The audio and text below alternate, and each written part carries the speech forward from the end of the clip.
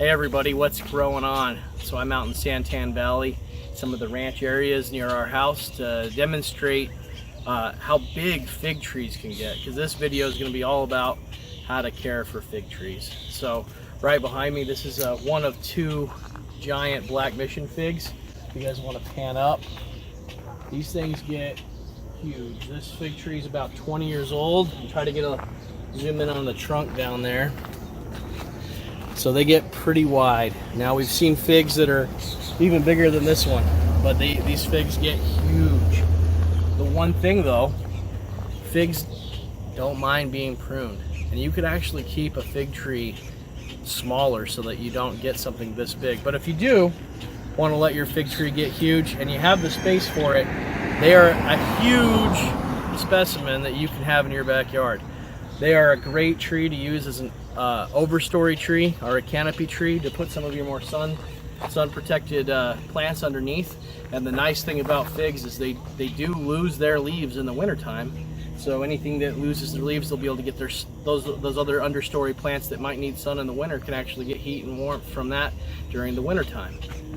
So figs are an awesome fruit. Let's come over here. We actually asked, as we were starting to look at this tree, the owners pulled up and they said we could help ourselves. And I happened to see one back in here. Was that the big one?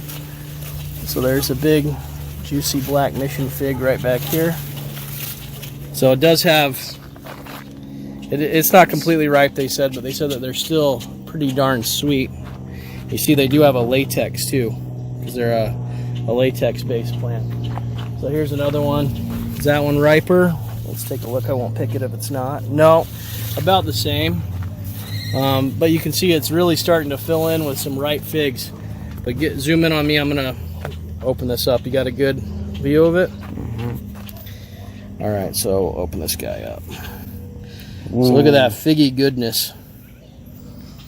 Smells good. I'm gonna try it even with the not being fully ripe. Very, very sweet. Figs are, go ahead and throw that to the horses. Figs are very sweet, and they come in many different kinds. They're just like any other fruit tree. There's a lot of different varieties or cultivars of figs. So the two of the most popular figs here in the valley are the brown turkey fig and the black mission fig. And both of those figs have been proven to be very resilient here, have excellent growth. They can handle our climate very well. There's other kinds, like we'll show you when we get back to our house. We have a tiger fig. It's also called a panache fig. It's been a little bit of a slower grower for us, but they do have very good fruit. And figs are like one of the most cultivated fruits of all time. So they've been cultivated since the ancient times. Different varieties have been grown and developed by man. I mean, you guys can even probably remember, you see these giant leaves? This is what Adam and Eve used to wear. So I mean, figs are one of the few trees that they mentioned biblically, so they've been around forever. So we'll show you some of the tips that we use to care for a fig to get it up to the point where you're going to produce fruit. And figs also produce fruit 2 times a year, at least most varieties do that we see in Arizona. So they're an excellent one to have multiple crops and enjoy multiple times during the year. So we'll talk to you guys about planting here in a minute, and we'll talk to you about some of the watering and care that we use to keep the figs alive and going. All right, we'll see you in a bit. Hi everybody. So we're back at our house. We're going to show you guys how to plant a fig tree. We have a little new addition to our family. I know we did a little survey on one of the Facebook groups on what we should name her, and we just completely ignored all the names and decided to name her Sprout, because Sprout kind of fits the family. She's a cutie. We almost lost her to Parvo though. So pretty expensive vet bill, but we're happy that we got her back. Isn't that right? Oh, she's a sweetie. All right, little one, run off. So picked up this black mission fig to replace a tree that wasn't doing too well in this area. Want to give you guys some tips. When picking out a fig tree, and for any tree for that matter, It's more important you don't look at the total size of the plant and go, oh, that one's the tallest, I'm gonna get that one. It's important that you actually check for trunk size. So if you look here, you lift up, these where they hide the trunk size. This one is small, that one's a little bit bigger. This one over here is a little bit smaller. There's one more in the back. Let's take a quick look. Jackpot. That one's way thicker. Looks like it was the graft point. It's still thicker. So even though this tree, out of all of them, looks the puniest, it's actually probably going to be the most productive and have the best growth rate. So even has figs on it already.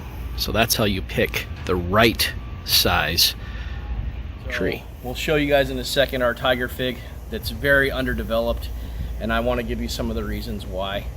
Mainly the tiger fig is planted in an area where it's getting way too much shade. So it's kind of under the canopy of our large mulberry.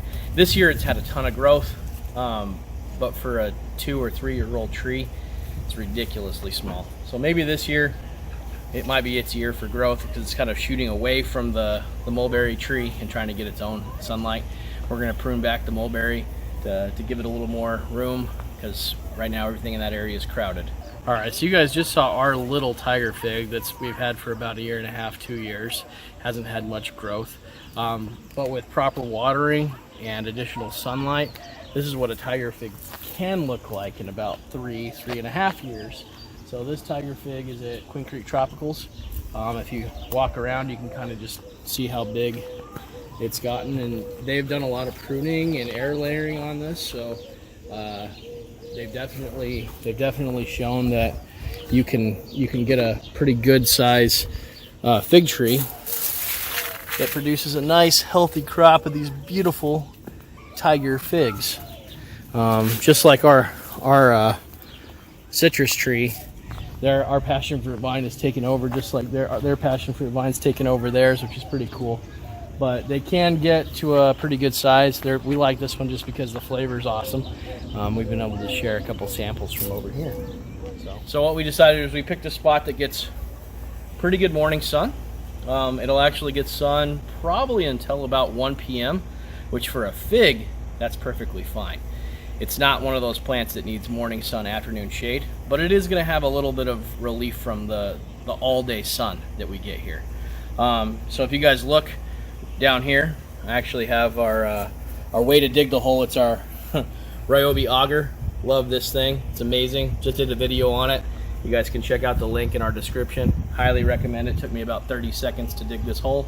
So let's come around. All right, so if you look at this hole, we actually used the auger, and we did the initial dig. It's an 8-inch auger, and we dug down about 3.5 feet. And then I went around the edges with a shovel. Where'd my shovel go? And what I did with the shovel is I squared off the hole. So I kind of just dug at each of the sections, trying to make as clear of an edge that's square as possible. The reason you want it to be a square and not a circle is if you've ever pulled a tree out of a container and you've just seen the roots are just spiraling around and around, it's because it doesn't have anywhere to go, so it gets root bound within a container. Well, our soil is like clay, and the clay soil will end up being like a pot sometimes, and the roots will just go into a circle. So the idea is the roots hit a corner, and instead of going around the edge, if you can see that, it'll hit the corner and then be forced to puncture through and develop a good root system that'll spread in the ground. So we picked up this black mission. So if you guys look right here, whenever you get a tree, it's important that you rip this off. I know this isn't the one I showed in my video on how to pick a tree, but the one that I had in that video ended up not being a black mission, and so I wanted a black mission. You can always find out where the tree really comes from if you look at these tags. So this one came from Dave Wilson Nursery. It didn't come from Everride growers. They probably bought it from Dave Wilson Nursery and then put their own tag on it and sell it. You want to make sure, and it's not as important with figs as other plants, but you want to make sure that you find the root flare, because, I don't know, are you picking that up? The root flare. Yeah, the root flare, because you don't want to bury your trees too deep. So I'm hitting roots about here. So if you look, they covered this with mulch a good 2.5 to 3 inches. So on a normal tree, not a fig, but on a normal tree, that would cause the tree to get choked up. It wouldn't be able to get oxygen, so it would die. So that's a big no-no. But then we'll fix that when we put it into the ground. So what we did, I'll show you guys. You take this tree, and you want to test your depth before you try to take it out of the pot, because the less handling, the better. Back up a bit. So you take the tree, and you put it in the ground, and looking where that ground layer is, it's going to come up about here where I have the dirt. And I know from experience that trees settle. So I'm going to add a little more dirt to make up for the settling that will occur. Isn't that right, Sprout? So we'll put that back in. Now it's going to be sitting just above grade, which is exactly what we want to see once we put it in, especially after it starts to settle. With figs, their roots can grow from just a cutting. So if you do bury them too deep, it's okay. Now I'll show you how to take them out of a pot. So what I like to do is use our handy dandy trampoline, back up a smidge, and I like to lay the plant down, and I like to beat the tar out of it. What this is doing is it's loosening up the soil to make it so that this thing will come out nice and easy. Obviously, the smaller the tree, the easier it is. So then, step back so you get a good shot of this. Then, I'll flip the tree upside down. It'll slide out. You can see the root system. You can see that they just packed this. And then I'm carefully, so I don't disturb the roots, or I disturb the roots as little as possible. And then carefully place it in the hole and start filling in dirt around it to keep it from tipping over. So I'll eventually get the shovel out and start putting this in better. Now, you may have noticed, here, we'll be back in a second after we do that.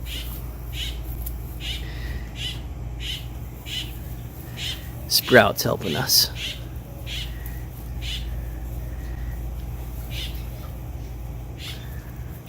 Alrighty, so we got it all buried. As you guys can see, it's sitting right above grade. Alright, so as you guys probably noticed when we buried this or planted it, that we did not put any amendments in the ground. And there's a reason for that. So we've had several feet, over the years. It's probably been about 12 feet of wood chips that we put in this area, and they've decomposed. So we have the composted mulch that has turned into just some of the richest soil you can imagine. It's been very good. So figs do great in native soil with very little amendments, but because we already have such a rich soil, we don't add any extra amendments. But if you have just regular desert soil, it's a good idea to get something with good drainage, something with lava rock, something that won't hold water as well, and it also stays moist, if that makes sense. Like lava rock, pumice, vermiculite, perlite, anything like that would be good to kind of hold the moisture but also drain. Now, if you're going to do those things, also add some organic material, some potting soil, and mix all that together, and you'll have a similar result that we have with our composted mulched wood chips. A couple years ago, we did a video on planting a Black Beauty mulberry, and when we planted that, we actually used castings from our bumblebee millipedes. Now, bumblebee millipedes are not native to Arizona, and that was over a year ago. And while we were digging up this pot, we just found one. So Millipedes are great. They actually create castings which are arguably better than worm castings. They have a lot of beneficial fungus. A lot of different microbial life can develop through their castings, and they're good at decomposing. So obviously these things are alive and thriving here. A little bit bigger than the ones sometimes you see in the nursery pots. So we're gonna let this guy go down here by the millipede, or by the fig, and we'll enjoy it. So in a nutshell, this is how you plant not just a fig tree, but how you'd plant any kind of tree in Arizona. It's going to give good light, it's going to get good water. Eventually it's going to help fill in this area. We'll prune back our tangelo tree to give it more room, and right in front of it, it's got a shade structure from our passion fruit vine that'll protect it while it's in its first years developing the ground. The best time to plant these is not summer. It's not June when I'm planting it now. The best time is in the fall. It's going to be like most trees. You plant them in the fall, figs will lose their leaves. Then in the spring, they'll push out new growth, and at that time, they'll be developing new roots. It'll give them time to prepare for the summer. So we're just trying to give it a little extra help with the shade from the passion fruit, and that will hopefully help it thrive. We've had black missions in the past, and they've just done really, really well. So we're hopeful that this will be one of our trees that we get a ton of fruit off of. So hopefully you guys enjoyed this video. Don't forget to like and subscribe. We really appreciate all the support we get, and we'll catch you next time.